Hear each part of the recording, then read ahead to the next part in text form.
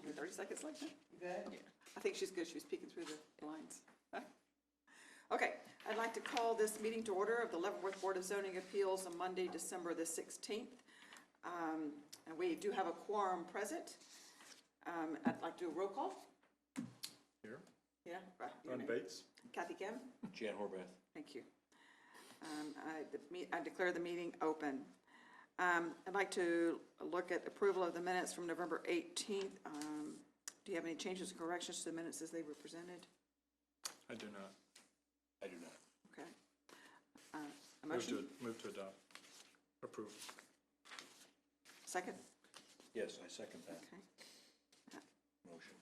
All right. Those in favor? Aye. Aye. Aye. All right. Old business. It's case number 2019-14 BZA on 1400 Sanders Street.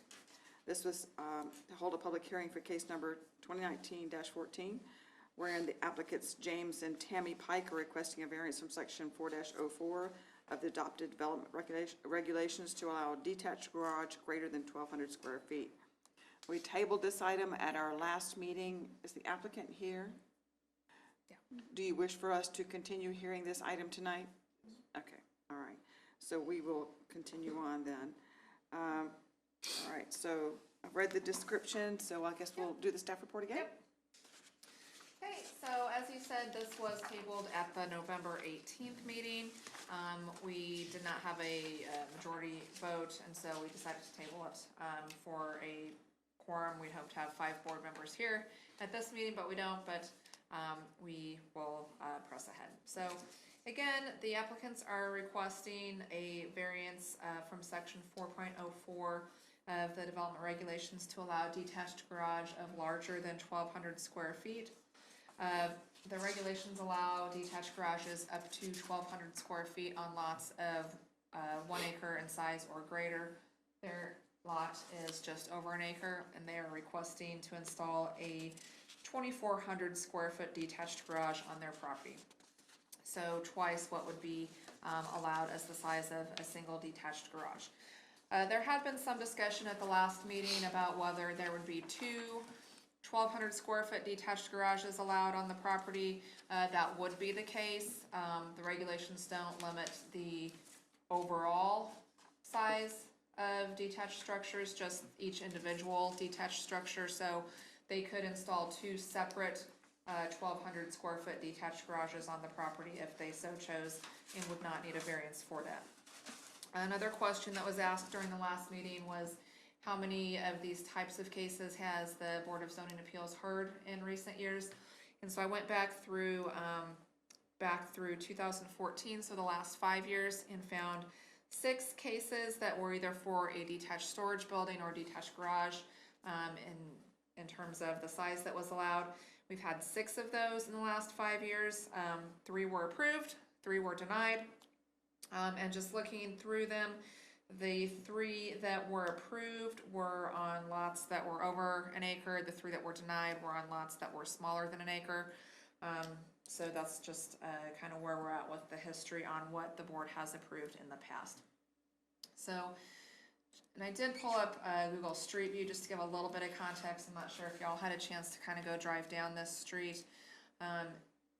This corner lot here at 14th and Sanders that dead ends just to the west of their house. It is a little bit off the beaten path.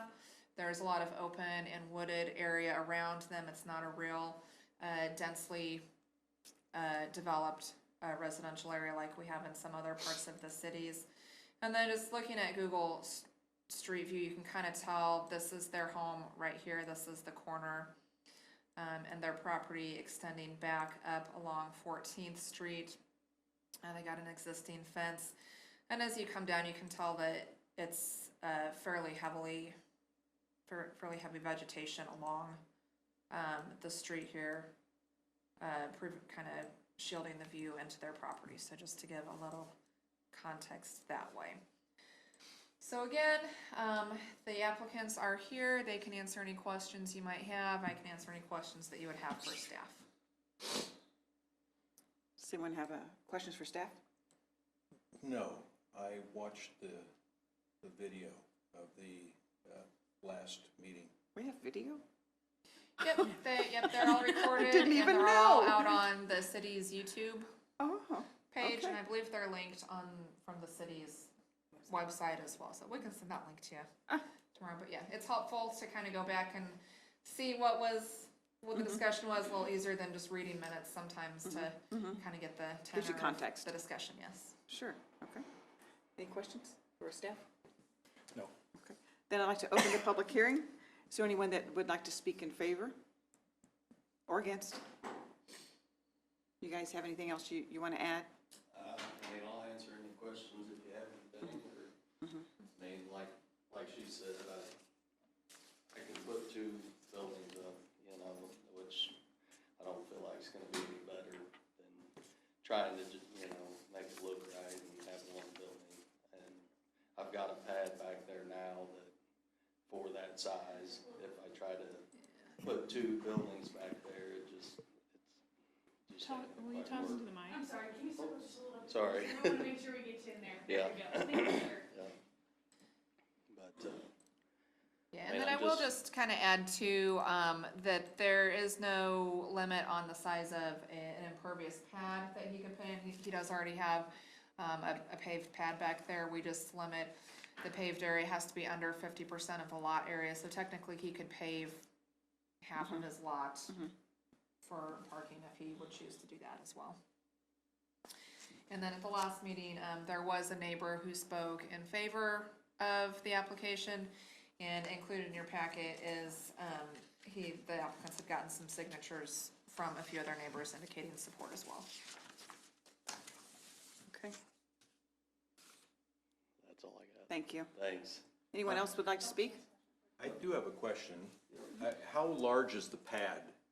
It's 40 by 60. Okay, Yeah. okay, thank you. The size of the proposed building, right? Yes. Yeah. Yep.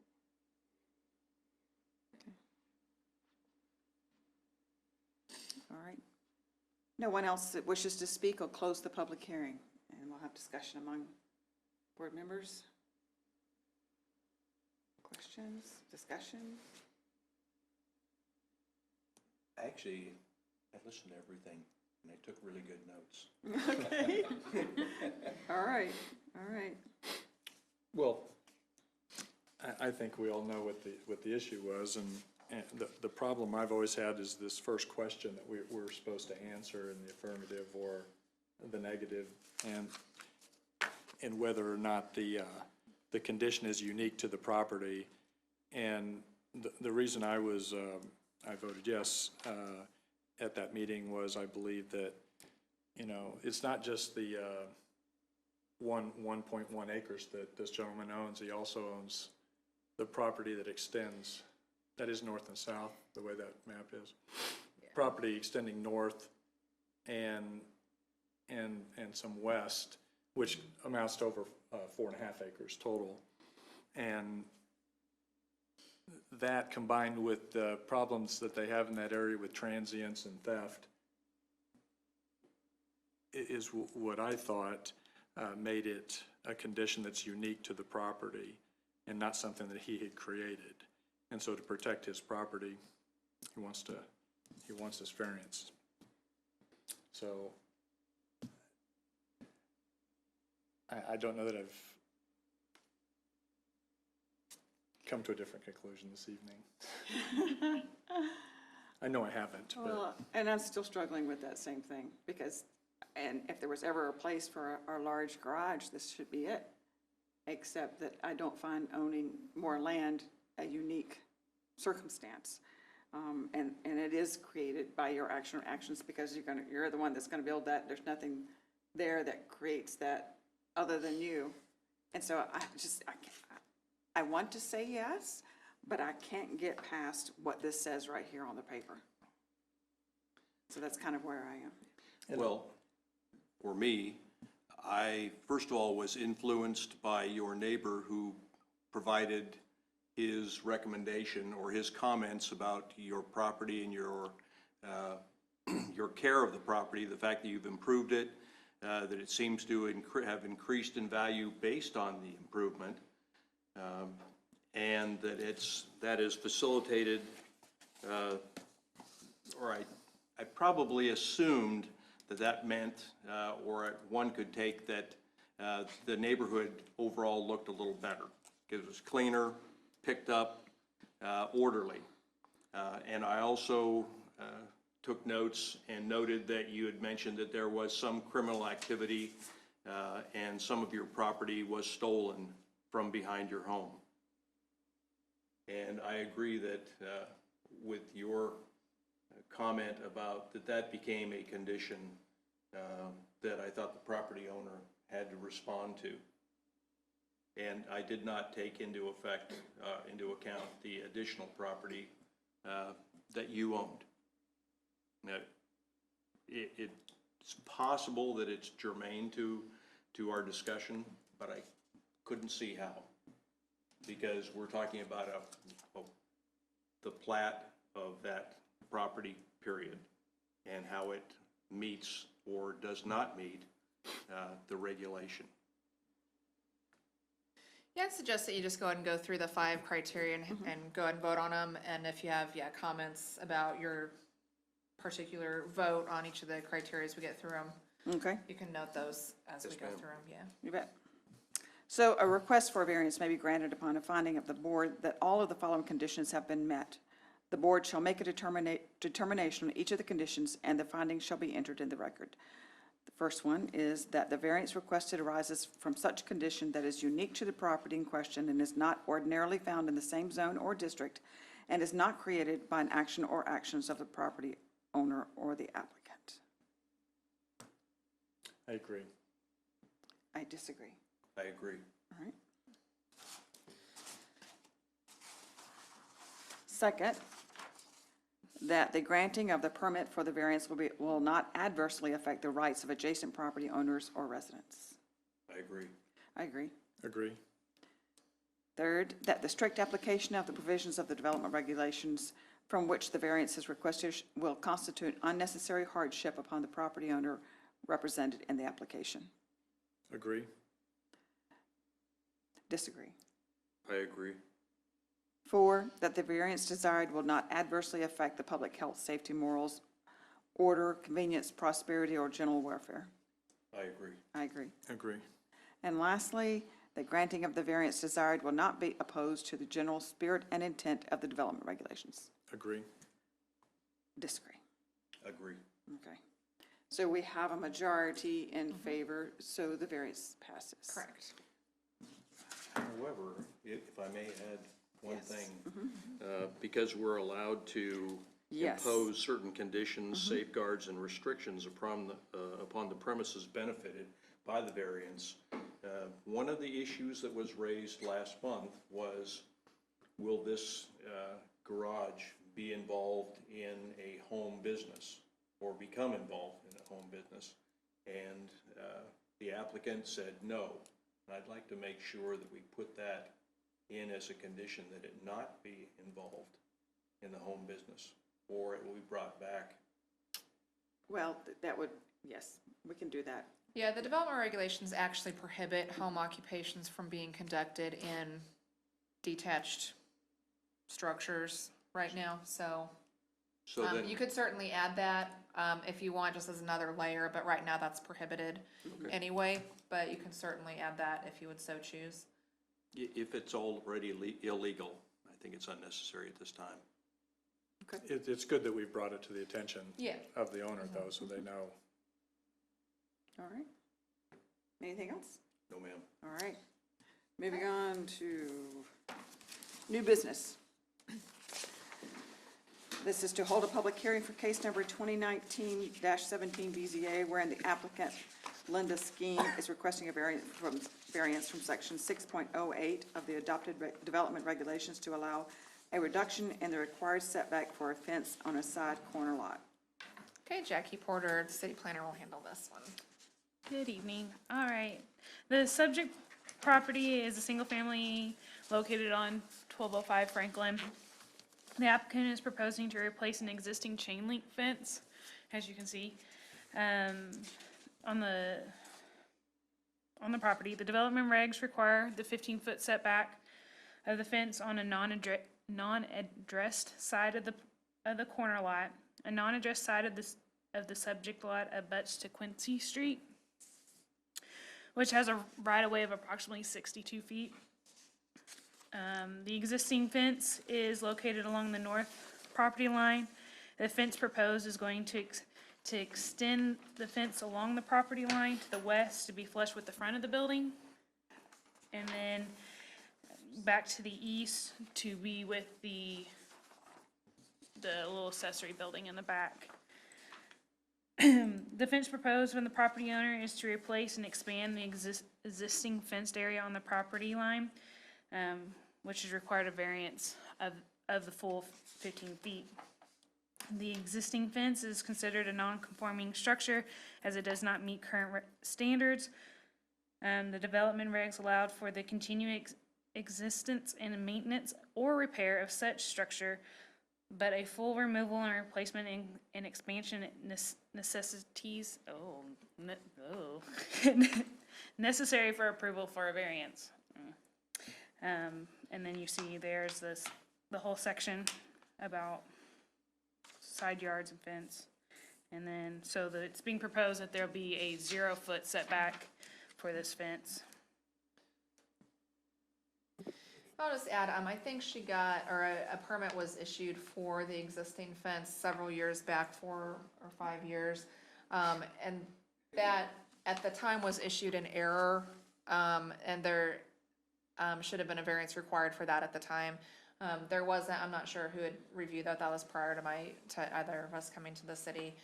So, like Jackie said, the existing fence is fine to stay since the city did issue a permit for that at the time. How about the outbuilding? Is it legally situated? And that's another kind of the same situation. I'm not sure when the shed was put in. Yeah, from looking at it, it looked like it's been there for a while. And so, yeah, existing, non-conforming, and so that's there legally. Okay. Any questions for staff? It looks like they had started construction. Yeah, and I think that's how it came up. She had started to have the fence installed, and then it was noticed by code enforcement staff. And so once that contact was made, she got in touch with our office to go through the process that she needed to get through. Actually, I came up to get the permit. Or was that what it and was? then it Okay, was brought up. okay. I knew some, yeah, yeah. Any other questions for staff? I'm not sure I understand, is the fence being proposed to be moved closer to the street? Or Just I think it's just going to extended be along the extend property to line. here. Okay, This would be replaced with the but it would fence. still be where the old fence was? Yeah, that And same extended from here to here. location, just extended further along Quincy Street, and that, you can see the chain link with the slats in it. That would be replaced with the wooden privacy fence. So could I see how you marked out there? Because I had the same question. Sure. I mean, here's the end of the fence now, and it would just continue to here. Oh, okay, So, but this is a non-conforming yes, section here. okay, thank you. And the front part is okay, going to the front of the house? right? Yes. And as we mentioned before in the meetings, this is something that we are working on in future development regs to look at. Yeah, with the setback for fences, and I think the intent is to keep it so that it's not right up on a curb line when you've got a corner lot like this. And the way the regulations are written don't really take into account these areas where there's an exceptionally wide right-of-way. And so it would, where the fence would be set back a sufficient amount, if it was placed along the property line. And so we're looking at a better way to address that and have that worded so that it's not penalizing property owners that are already there, like I said, along that exceptionally wide right-of-way. In your recommendations, do you have a suggested setback from the lot line for the side fence in your new proposals moving forward? We Have haven't you gotten that far? written yet. In reading it, I think the intent is to keep the fence at least 15 feet from the pavement is what it seems like, and out of any sight distance triangles at a corner or anything like that. And so in this particular location, the property line is already, let's see. So yeah, the property line is already about 24 feet from the edge of the pavement there. And like I said, I believe the intent is to keep that fence at least 15 feet back from the pavement. And in a location like this, that's, you know, not gonna be an issue if you're looking at an additional 15 feet on top of the existing 24 feet that it's already back from the pavement. That's getting a little excessive. Sure. So one more question. It looks like, and I know sometimes there's a little bit of error in the way these things plot, that current fence might actually be outside of her lot. Is that just a shadow, or do you think that maybe is just? It could be, there's a shadow here, and like you noted, the property lines, this is just an approximation when they're set Right, on these right, aerial photos. And there can be as much as 10 to 20 feet Yeah, either way, Okay. so. I would guess that the shed's probably right on that property line. It's probably, the line here is probably shifted down just a little bit. okay. Any other questions for staff? No. No. Then I'd like to open the public hearing. Is there anyone that'd like to speak for or against the? Please come to the mic. Okay. State your name if you would, please. My name is Linda Skeen. Come closer to the microphone. Sorry, my name is Linda Skeen, and I live at the 1205 Franklin Street. When I moved in, the property was, it was initially going to be a flipper that my husband was doing at the time. We fell into some situations. I don't want to go into all the personal details, but we're no longer together and haven't been since right after we moved in. I had one child at the time that was young and the other one was in high school. So I kind of had to keep fixing the property. It needed to be painted inside. I mean, it was supposed to be a flipper. So I've slowly worked on it and cleaned up. I've had tree trimmers come out and professionally trim all the trees along the edges. And on the creek here is where that red line is of our property. I've had that cleaned up as well because they were just hanging over the house. But when the creek floods, it comes in and goes over the back side of the house. And so the whole thing fills in like a swimming pool. And so for a number of years now, I've gone out when there's a rainstorm and I have to move the bikes and lawnmower and stuff up into a higher ground. That higher ground is what's fenced there. And I thought that the lower fence would be okay, but there's a property up around the corner and one over here that has now changed over the years, but there was some drug activity, and I would find syringes a couple different times on the back corner there. And now having another child, he's now 6 years old, I'm trying to keep them safe. I want them to have a safe environment. I want them to be able to play. And the neighborhood around here, I've gotten to know the neighbors, and they're really all nice, and they think the fence is a great idea. I didn't ask any of them to come. I didn't know, so I apologize for that. But I just want my youngest son, who's 6, to have a safe place to go play and take the dogs out. And so a 6-foot fence as a single mother makes me feel a little safer. And I did submit some pictures. I don't know if you all got a chance to look at them, but I don't know if I submitted the one. I have one with me that shows from the front view of the house so that you can actually see the corner looking at it. Is it okay if I bring it up or no? Okay.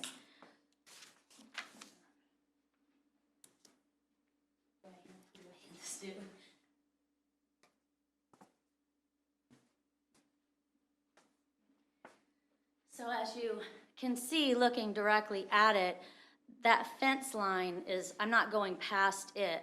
I just wanted to come up closer to the front of the house so that when I let them out, you know, I can keep an eye on them when they're going out front. And I can also see from that window into the area. So I would have a dry spot to put my things and a safe place for my son to play. And I wanted to make sure that in no way I was blocking the view of the traffic coming either way. So from that picture, I hope you can see it won't be blocked. by that. I don't know what else to say. I just really, I was not aware, because I've never built a fence. The first fence that's in there was actually put in by the Leavenworth Fence Company. And we paid to have them come and do whatever it is that they needed to do and have that put in. And so I'm not real familiar with permits and those kinds of things. But I talked to my pastor and he is the one who said, well, you could go ahead and put the posts in, but you don't have to get the permit until afterwards. So the posts are okay. I didn't know. So my brother came and helped me concrete all those posts in, and then when I went up to go get the permit, they said, oh no, you can't do that. And I was like, oh no. So if it's not okay and the board says no, that it's not in the best interest of the city, then I can have them cut down. But I didn't want to go ahead and cut them down with they're all concreted in unless it was not, if it's approved, then fantastic. If it's not, then I'll figure something out. So, Thank you. that's all. Thank you. You guys have any questions for her? Well, yes, I do have one question. So it's your intention that the the proposed new fence will not exceed the distance or the property line? Correct. Okay. And actually, according to what I've learned now, a 4-foot fence could actually come out the front of the house to where the property line is and then back 15 feet. So it's like half of the circle drive that I have if I wanted to put a fence out there, but I don't want that. I want it to look clean. I want it to look nice, and so I lined it up square with the front of the house so that it will just come directly off the house and then down. And I was told that the pre-existing metal posts that are in there that are already concreted into the ground, that I could put the other wood posts, there's a special something that can connect them so that I don't have to put any more concrete down in there, but I could continue with the wood. It'll just, on the inside, I'll see the old chain link post, but the rest of it will come down. I don't want to have a fence inside of a fence. That would be silly, but, so I hope that answers your question. Yes, ma'am, thank you. Any I questions? don't have any. Okay. I do have a question for staff, and Sure, I yeah. apologize, I should have asked it sooner. So if that fence or the proposed fence moves out and runs out to the current property line, will there still be a 15-foot distance between that current property line and the fence, or the proposed fence, and the street? Yeah, it's about 24 feet That's what I thought between you the said. street and the proposed fence. Right, thank you, I apologize for No, not you're fine. asking, just asking to be clear. Thank you.